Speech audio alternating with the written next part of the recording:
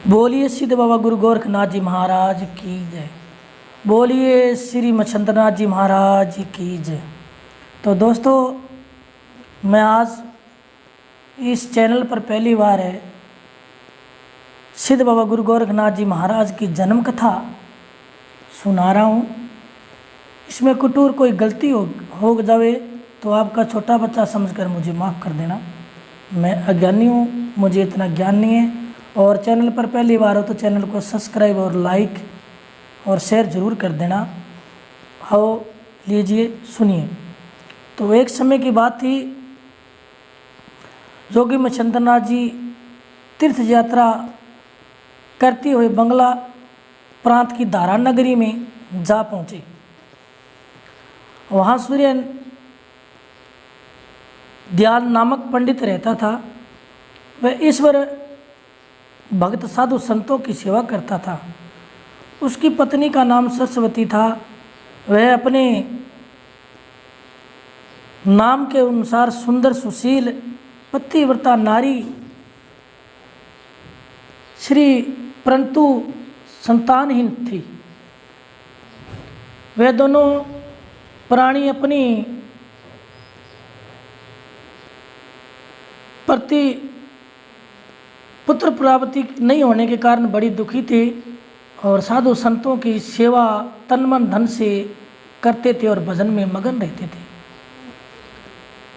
अब जब भगवान की कृपा एक दिन ऐसी हुई कि वहाँ एक योगी मच्छंद्रनाथ महाराज भिक्षा लेने के लिए उनके द्वारे आ पहुँचे और अलग अलग की आवाज़ उनके द्वारे पे सुनाई। सरस्वती के दरवाजे तक जा पहुँचे।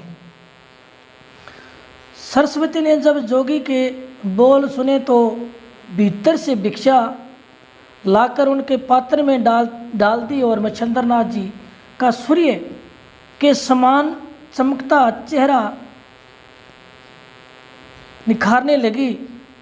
पतिव्रता की इच्छा समझने योगी को देर न लगी कि यह नारी बहुत ही दुखी है। वह पूछने लगी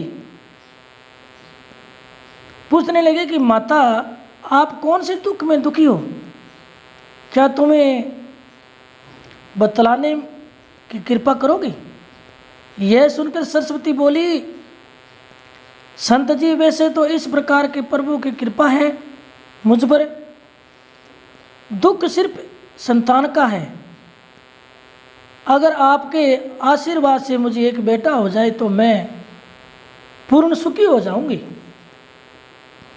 योगी से इतना कह सुनी आंखों से आंसू टपकने लगे माँ सरस्वती की आंखों में और माँ सरस्वती रोने लग जाती है। मच्छंद्रनाथ जी जब नारी की निराशा मुख देखा तो उनसे रहा नहीं गया। सीधे गुरु मच्छंद्रनाथ जी से कहने लगे, सरस्वती बेटा, आप दुखी मत होइए। मैं जोड़ी से ये भस्मी आपको निकाल कर देता हूँ। सरस्वती को दे दी और सरस्वती को कहने लगे, इस भस्मी को आप स्नान करके और उसके बाद खीर में मिलाकर खा लेना। तुम्हारी यहाँ भगवान हरि नारायण का अंश अवतार होगा, जो जब रिद्धि सिद्धि का स्वामी होगा, सब रिद्धि सिद्धि का स्वामी होगा, तो 12 वर्ष बाद नगर भ्रमण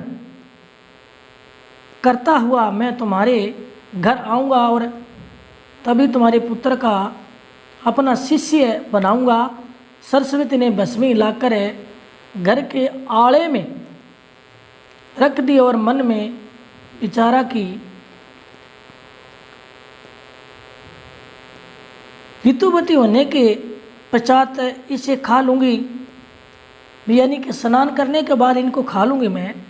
तब वह घर के कामों में निपटा कर फुर्सत के समय पास पड़ोस से मैं अपनी सखी सहेलियों के पास जा पहुँची और अपनी जो बात बीती थी, मच्छंद्रनाथ जी ने गुरु जी ने जो कहा था वो अपनी सहेली को बता दिया कि एक मेरे द्वारे योगी आया और मुझे भस्मी दे गया। उन्होंने बोला है कि 9वें महीने आपके पुत्र प्राप्ति का वरदान हमने दे दिया और आपको पुत्र प्राप्ति होगी। सखी सहेली कहने लगी, तभी उनसे एक चतुर सखी बोली, बहन क्या पागल हो गई? इस भस्मी को भूल कर मत खाना, ये संत महंत बड़े पाखंडी होते हैं। किसी बदमाश दुश्मन के कहने से जादू की भस्मी या जहरीला विष दे जाती हैं, इसके खाने से मृत्यु तक हो जाती है। ये जादू करके जेवर कपड़े बर्तन भांडे जो इसके हाथ लगे लेकर रफू चक्कर हो जाती है। अगर इसकी भस्मी से बांझों के संतान होने लगे तो पृथ्वी पर ढूंढने से भी एक बांझ स्त्री नहीं मिलेगी। न जाने कितनी नारियों की इज्जत इन बदमाशों ने लूट ली है। कलयुगी ये जोगियों का ही बोला वाला है। जरा सोचो, सच्चे संत क्या घर घर में भिक्षा मांगती है?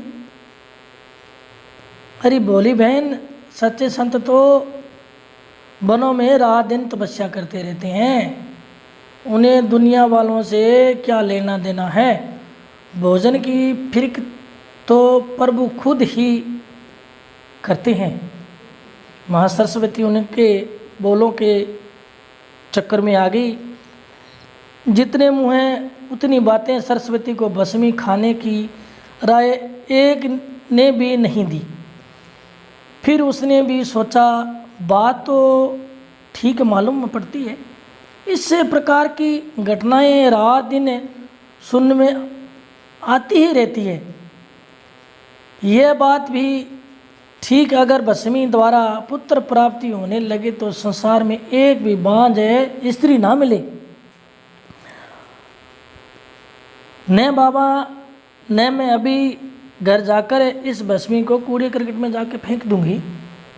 सरस्वती को घर आने के लिए देर ना लगी और ऐसा विचार बनाकर घर आकर पास की गोबर के खड्डे में इस भस्मी को कूड़े करकट में डालकर फेंक दिया। उसके ऊपर नगरी के नर नारियों ने अपने घरों का कूड़ा करकट डालना शुरू कर दिया। गोबर बेहद ज़्यादा हो गया और खड्डे को भर दिया। परंतु जोगी की भस्मी कहते हैं ना, रघुकुल रीत सदा चली आई, प्राण जाए पण बचन न जाई। परंतु जोगी राजा 12 वर्षों के पश्चात अपना प्रभाव कम न होने दिया। खेत के बीज की तरह उस खड्डे में भी अंकुर फूटने लगे। पानी की असुविधा होने के कारण अंकुरों की फूटने में देर भी नहीं लगी। आहिस्ता आहिस्ता 12 वर्ष भी पूरे हो गए और सरस्वती बेचारी बांझ ही बनी रही। तो दोस्तों, मेरी प्यारे भक्तों, 12 वर्ष पूरे होने पर जोगी अलग अलग करता हुआ पहुंचा। सरस्वती के दरवाजे पर आते जोगी ने सोचा, यह प्रतिव्रता का बालक 11 वर्ष कुछ महीने का हो गया होगा। उतरे नियम अनुसार सरस्वती माँ सरस्वती संत के लिए भिक्षा लेकर आई तो उसे 12 वर्ष पहले के लिए जोगी ने पहचानने में देर न लगी। जब जोगी 12 वर्ष कुछ महीने हुए तो आके द्वारे पे अलग की आवाज़ लगाई और माँ सरस्वती ने पहचानने में कुछ देर ना लगाई। जोगी ने के मुख का तेज देखकर पीली पड़ गई। भी भस्मी फेंकने का कारण है, कहीं जोगी श्राप देकर भस्म न कर डाले। यह सोचकर उसने थर थर कांपने लगी, घबराने लगी।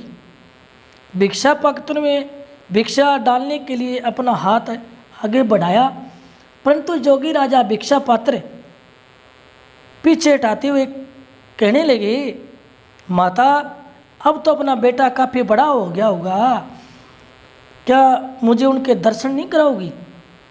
सरस्वती के मुंह से बोल नहीं निकला। वह धर्म संकट में फंस गई।